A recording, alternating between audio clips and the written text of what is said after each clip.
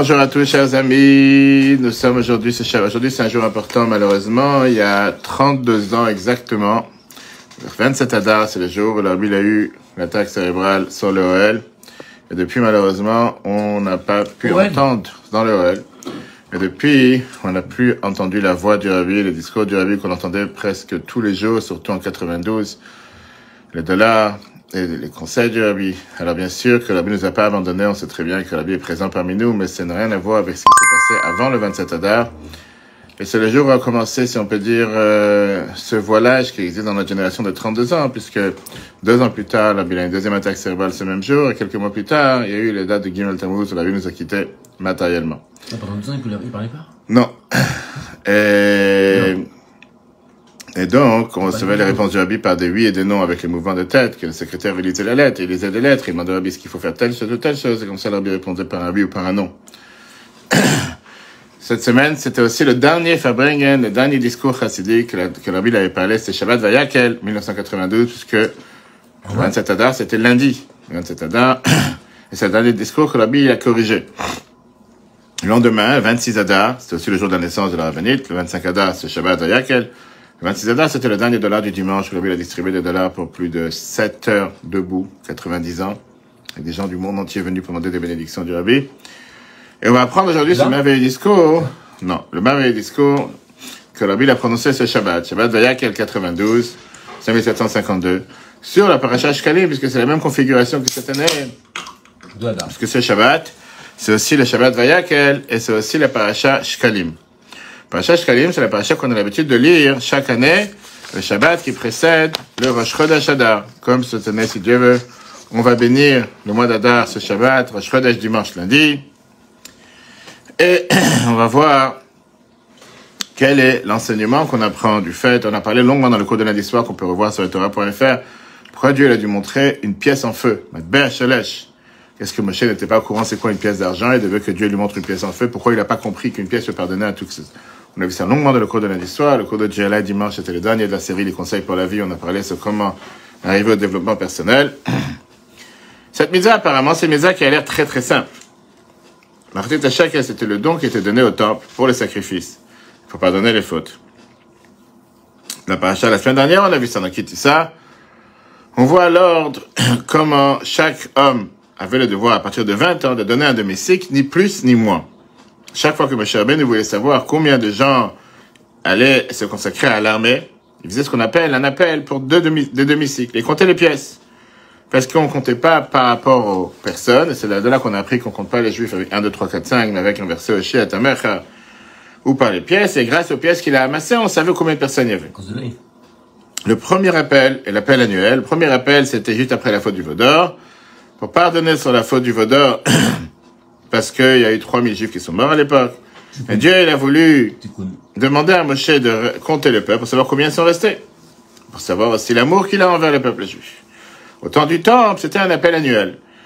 C'était le gala annuel, dans lequel chaque juif donnait un demi-cycle, pour se rappeler, pour participer au sacrifice qu'ils allaient être amenés dans le temple toute l'année. Comment on faisait le calcul? Comment on faisait cet appel? Rosh Chodesh Adar, les envoyés du Beit Din du tribunal, ils sortaient avec des rappels sur l'appel. Le 15 Adar, c'était le lendemain de Purim, commençait l'appel officiel, quand dans chaque ville, les ramasseurs, les collecteurs étaient avec 2 boîtes. Une boîte qui était pour les demi-cycles de cette année, et une deuxième pour ceux qui n'ont pas donné le demi-cycle l'année dernière. Ces envoyés ramenaient cet argent dans le temple. Là-bas, il était dans un coffre, dans une pièce enfermée.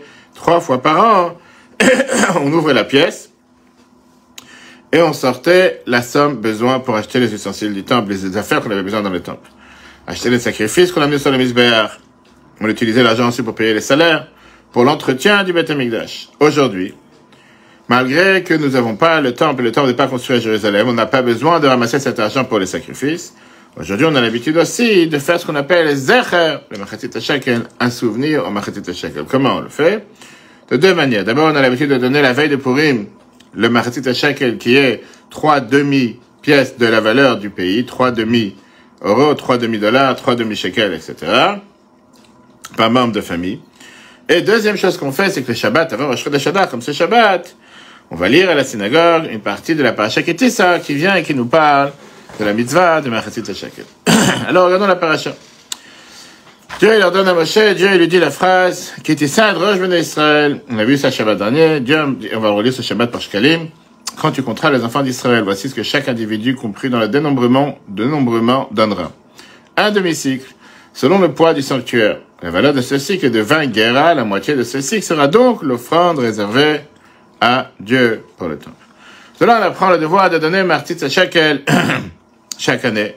Même dans nos jours, on a l'habitude, comme on a dit tout à l'heure, de faire ce qu'on appelle Zecher, le Machatzit HaShekel, un souvenir au Machatzit HaShekel. Il y a quelque chose qui n'est pas correct et qui n'est pas apparemment clair, deux détails, qu'on voit seulement dans cette mitzvah, qu'on ne voit pas dans aucune autre mitzvah. D'abord, le fait de donner une demi, ni plus ni moins. Et même la génération d'après, comme dans notre génération, qu'on a le devoir, la mitzvah de donner une demi-pièce. La pièce qui équivaut à la demi-monnaie dans ce pays dans lequel on est. Ça, c'est contraire à toutes les règles halachiques dans le monde de la Kedusha, dans la Torah en général, et particulièrement dans le temple, que chaque chose doit être totalement parfaite. Elle devait être entière. Les chalot doivent être entières. On sait, mais pas seulement ça, dans le temple, on sait que les sacrifices devaient être totalement parfaits. Le Kohen devait être totalement parfait, sans aucun défaut. Il n'y avait pas une chose que tu fais dans le temple pour Dieu qui devait être à moitié. Comment ça se fait que là, tu as une mitzvah dans laquelle Dieu te donne le devoir d'amener ce qu'on appelle une demi-pièce? Et en quoi ça aurait été tellement dur si Dieu leur avait demandé d'envoyer une pièce entière? Rabbi te demande la question en 92, puisque Dieu il attend de toi de donner une demi-pièce, pourquoi le verset te dit, ça c'est la valeur d'un shekel, 20 guéras? Mais tu dois donner la moitié. Il a qu'à te dire, tu dois donner 10 guéras. Et donc c'est quelque chose, ça c'est ce qui dérange. Regardons dans le chiffre 2. Avant ça, deuxièmement, pourquoi il fallait donner ça en une fois? Et pas en plusieurs paiements? Tu vas me dire, ouais, c'est qu'un demi-cycle. Ram avait dit que c'était une mitzvah qui devait être faite en une seule fois et pas en plusieurs fois. Et ça aussi, c'est quelque chose de nouveau par rapport à tous les engagements d'argent. Qu'on n'a jamais vu d'autre part dans aucune autre mitzvah de la Torah que les engagements devaient être faits en une seule fois. On sait que dans les sacrifices, il y a le devoir de Baal Ta'acher, de ne pas amener les sacrifices en retard, après les 3 fêtes. Et de là, on apprend par rapport à la tzedaka, que la tzedaka, c'est vrai qu'il n'y a pas d'obligation de donner tout en une fois, et au contraire, l'Admor HaZaken, il écrit dans le Tanya que c'est bien de donner en plusieurs fois, comme les prélèvements mensuels. Néanmoins, on n'a pas cette mitzvah de donner tout en une fois. Ça peut être fait en plusieurs fois. Et surtout, quand on dit qu'on a l'habitude de donner plusieurs fois par jour, dans la boîte de tzedaka, prélèvements, etc. Mitzvah de Machatzit HaShekel, il y avait une mitzvah qui devait être faite, tout donner en une seule fois. Ça suffit pas de donner le même jour, une partie le matin, une partie le soir, mais tu dois donner en une fois. A priori, tu as ici une chose de son contraire. D'un côté, on te dit que c'est mitzvah que tu peux pas faire en entier. Tu dois faire une moitié. On te dit que tu peux pas rajouter plus qu'une moitié. Et de l'autre côté, on te dit pas seulement que tu dois faire une deuxième moitié, mais tu dois la faire en une fois. Ça doit être quelque chose de parfait entier. C'est un paradoxe, il y a apparemment deux contraires. On te dit, pas entier, une moitié, mais cette moitié doit être faite en une fois. Il y a quelque chose qui va pas. Regardons dans le 2. Pourquoi doit-on donner spécifiquement une moitié? Rambam te dit, dans les lois du cycle, la mitzvah de demi-cycle consistait à donner la moitié de la monnaie actuelle. Bien le Rabbi te dit. Cette insistance sur le don d'une moitié innovante, comparée à tous les sujets du temple et la sainteté exigeant l'entièreté et la perfection. Par exemple, les ustensiles du service ne rendent leur contenu sacré uniquement lorsqu'ils sont entiers et pleins. Deuxièmement, les sacrifices doivent être précisément parfaits.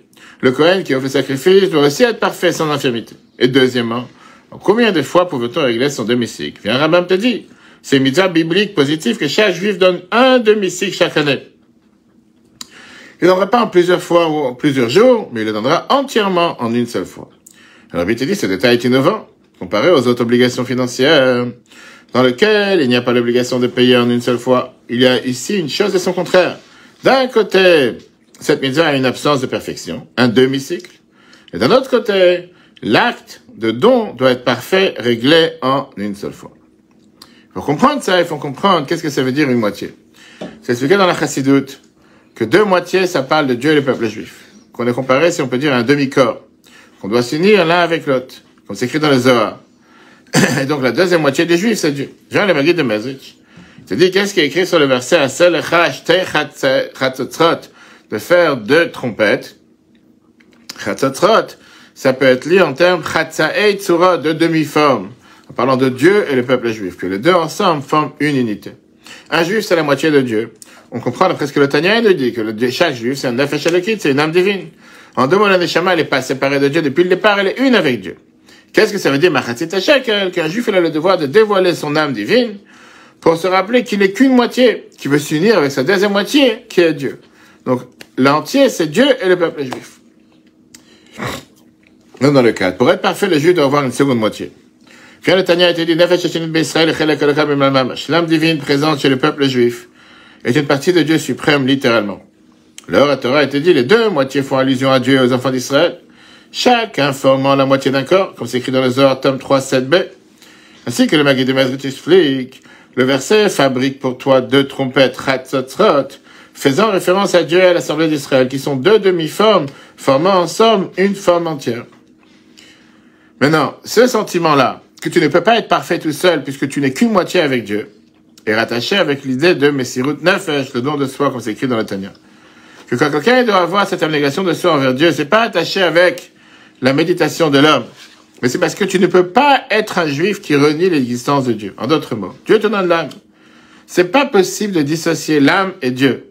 C'est comme deux formes, deux moitiés d'une seule forme. Regarde le Tanya, chapitre 18. Le don de soi, le moyen permettant de réaliser ce que l'on est, que l'on n'est qu'une moitié. Le don de soi pour Dieu ne provient pas du tout d'une compréhension, d'une réflexion. Il provient plutôt du fait qu'un juif ne peut pas aucunement renier Dieu, sans aucune logique, uniquement du fait que Dieu illumine l'âme entière, au point qu'elle ne peut se séparer de lui. Ils sont comme deux demi-formes. Et ça, c'est l'allusion qu'on a dans la mitzvah de Machatzit HaShekel. D'un côté, la Torah, elle te dit, il faut donner une moitié. De l'autre côté, cette moitié doit être donnée en une fois. Quand tu dévoiles ton attachement avec Dieu et tu ressens que tu n'es qu'une moitié, à ce moment-là, tu te transmets, tu te donnes à fond, en une fois avec Dieu. Plus haut que toutes les limites. Et ça ressemble exactement à la mitzvah de Messirut Nefesh. Qu'est-ce que ça veut dire, Messirut Nefesh, don de soi? Ça veut dire que tu arrives à un moment dans lequel tu t'attaches avec Dieu plus haut que la logique. Tu peux pas dire quelqu'un, il a un peu d'abnégation de soi ou beaucoup. Quand tu donnes ta vie pour Dieu, tu te donnes en entier pour Dieu. Et ça, c'est ce qu'on a fait allusion au cours qu'on a parlé lundi soir. Pourquoi Dieu, il a montré à Moshe une pièce en feu. Pour te dire que la mitzvah n'est pas une valeur monétaire, un demi-shekel, ça c'est rien. C'est la manière comment tu le fais. Comme le TikTok qu'on a envoyé hier soir à tout le monde. Matbe Hachalesh qui veut dire une pièce qui est attachée avec le feu de l'Anshama. Avec cette abnégation totale de soi envers Dieu. Dans le 6, une moitié d'un trait de complémentarité de deux opposés. Lorsqu'un homme se sent comme une moitié en dévoilant son attachement à Dieu, son don de soi pour Dieu est alors intégral et indivisible, entièrement en une seule fois. Cela s'apparente au don de soi au sens littéral, étant un élément unique, transcendant la divisibilité. Un homme ne peut pas faire un peu ou beaucoup don de soi. Il donne tout ce qu'il possède à Dieu. Comme la Gemara Yerushalmi te dit, Dieu fit sortir une sorte de pièce de feu dessous son trône céleste. Il a montré à Moshe en lui disant, voici ce qu'ils donneront, c'est comme ça qu'ils donneront. Quel enseignement on apprend de Machatzit HaShekel dans la vie de tous les jours, comme on a dit qu'aujourd'hui, malheureusement, on n'a pas la possibilité de faire cette mitzvah concrète. Et d'abord, se rappeler quel était le but, pourquoi on ramassait cet argent pour le demi-cycle. On a dit qu'à l'époque, c'était quoi? C'était pour les sacrifices, pour les korbanot. Korbanot, korban, c'est aujourd'hui aussi appelé le langage avec avodah, qui veut dire le service de Dieu. Un korban, ça vient aussi du mot kirouf, se rapprocher de Dieu. Le rapprochement de l'homme envers Dieu. Le but de servir Dieu, c'est de se rapprocher de Dieu. La mitzvah de Machatzit HaShekel, à part le fait que c'est une mitzvah importante en elle-même, c'est la base de tout le service de Dieu. La perfection de servir Dieu. Quand est-ce que tu peux servir Dieu? Quand tu sais que tu n'es qu'une moitié. Quand tu sais que toute ta force pour servir Dieu, c'est seulement la moitié. Tu dois comprendre que sans Dieu, ta deuxième moitié, tu n'arriveras nulle part. Sans l'aide de Dieu, un juif ne peut pas réussir à combattre son mauvais penchant. Quand la Gemara te dit, Souka page 52b, il m'allait à Kadesh Baruch Hu Azro Niachol, si Dieu ne t'aide pas, tu ne peux pas réussir. C'est connu ce que le Midrash te dit. Sur le verset Mig Dimaniva Shalem, que Dieu nous donne les moyens, tous les moyens nécessaires pour pouvoir le servir. Et le fait même qu'on peut le faire, c'est parce que le mérite que Dieu le fait. Dieu nous donne la possibilité de pouvoir le faire. Et donc on doit être reconnaissant envers ça. Regardons dans le 7. L'objectif du demi-cycle, s'approcher de Dieu. La Mishnah, elle te dit, avec le don du demi-cycle, on achète les sacrifices quotidiens, le moussaf de fête, la libation, le homer, les deux pains, le pain des propositions et tous les sacrifices communautaires. Dans le Sefer Abaye, il te dit, Korban signifie rapprocher les énergies, facultés saintes vers Dieu. Rabbi t'explique. La mitzvah du demi-cycle est un fondement général dans le service divin. Ne pouvant être parfait que lorsque l'homme ressent dans tout ce qu'il a fait qu'il n'est qu'une moitié. Car même s'il sert Dieu de toutes ses forces, si Dieu ne l'aide pas, contre le mauvais penchant, il ne peut pas réussir. Quel est l'enseignement on apprend alors sur la mitzvah de Machatzit HaShekel? Quand la base du service divin d'un être humain, c'est de se réveiller avec une totale abnégation de soi envers Dieu, et que c'est fixe chez lui de manière éternelle, à ce moment-là, on ressent dans tout ce qui fait qu'il est qu'une moitié, qui dépend totalement de Dieu. De l'autre côté, on n'a pas le droit de faire l'erreur, à ce qu'on vient de parler, que puisque tout arrive de Dieu, je peux pas me fatiguer. Je vais m'asseoir dans une yeshiva au collège toute la journée, je vais rien faire. Ou bien je vais faire qu'un peu. Et Dieu, il fera tout le reste. Non. La Torah, elle te dit que ce que tu donnes, tu dois le donner parfaitement, en une fois. L'homme, il est qu'une moitié, parce qu'il y a Dieu qui est l'autre moitié. Mais ce qu'il fait, il doit le faire en entier. Il doit savoir qu'au final, avec tous les efforts que je fais, je suis qu'une moitié. Parce que c'est seulement grâce à la force que Dieu me donne. Mais ce que je fais, je dois le faire entièrement. Pas le faire qu'à moitié du bon. Ça suffit de bouger un doigt, le reste Dieu va le faire. Non, toi tu dois donner avec toutes tes forces, comme l'Arabie demandait à chacun. De faire le maximum de tous ses efforts avec le don que Dieu lui a donné. Le reste, c'est dans les mains de Dieu, parce que moi je peux faire que la moitié, Dieu va faire l'autre moitié. Et ça, c'est une des bases fondamentales dans le service de Dieu. Qui nous rappelle la mitzvah de Machatzit HaShekel, mais qui n'est pas seulement dans la mitzvah de Machatzit HaShekel, elle est dans la mitzvah, dans toute la Torah. Regardons dans le 8. Être une moitié en se donnant entièrement à Dieu. Lorsque le fondement du service divin d'un juif est l'éveil du don de soi pour Dieu et son unicité, que cela est constamment fixé dans son cœur, littéralement, il ressentira alors dans toutes ses entreprises qu'il n'est qu'une moitié. Ainsi, par l'étude des lois du demi-cycle données, en une fois, on méritera rapidement la délivrance finale qui s'opérera instantanément. Et par cette action de tout donner, même si je sais que je sais qu'une moitié, par ça on peut faire venir la tchouva, parce qu'on sait très bien la Géoula, la délivrance.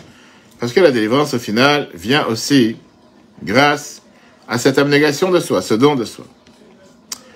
Jusqu'à maintenant, on a expliqué l'habitude, le fait que la moitié du juif, c'est Dieu.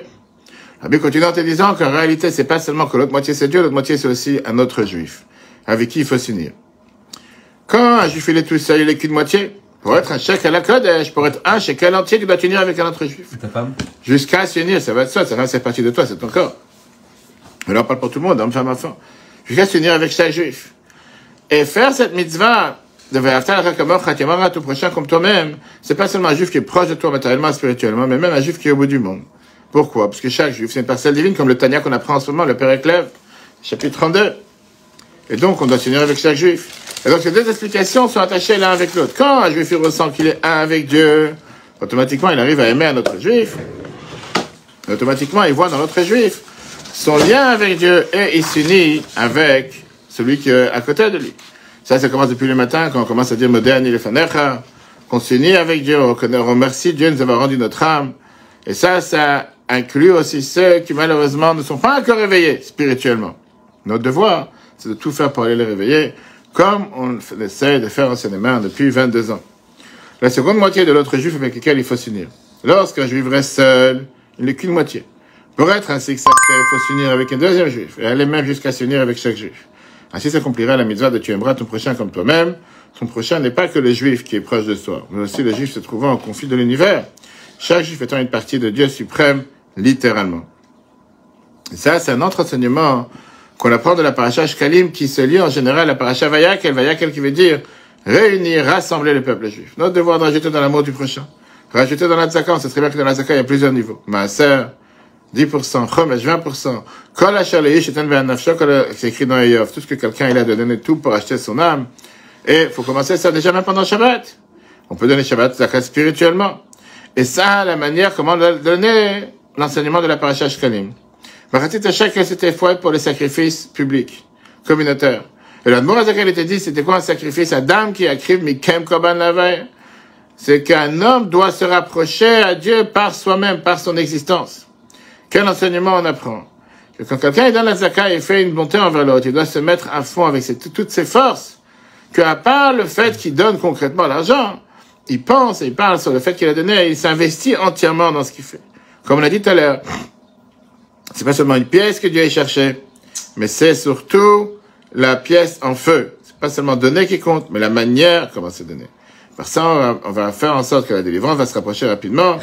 Dieu va réunir tout le peuple juif. Kaal, Gadol, Yeshivoena, comme le dit que ça va faire en sorte que le peuple juif va se réunir et va se rassembler. Et le rabbi qui rajoute avec sa main, parce que c'est le dernier fabrique que le rabbi l'a corrigé, quel enseignement on apprend de cette semaine? on a le devoir de rajouter la tzaka dans le Milut Chassadim, mais d'une manière qu'on rentre et qu'on fait rentrer toute notre essence dans ce que nous faisons. Le 10. Le 9 et le 10. Non, le 9, on a déjà dit. Améliorer l'unité du peuple juif pour atteindre la délivrance. Il faut intensifier le don de la zakat car celle-ci comporte plusieurs niveaux. Un dixième de ses revenus, un cinquième, un homme donnera tout ce qu'il a pour son âme. Il faut investir l'intégralité des 10 facultés de son âme dans la zakat. Ce qui veut dire qu'en plus de l'acte concret, l'homme doit y penser à en parler. Ainsi, on accélère la délivrance qui viendra immédiatement alors qu'on fera cette zakat. Dieu fera la zakat en rassemblant tous les enfants d'Israël et un grand public reviendra ici comme c'est écrit dans Jérémie. Du coup, dédié à nos soldats, à la réussite de nos frères et sœurs et la protection en Israël.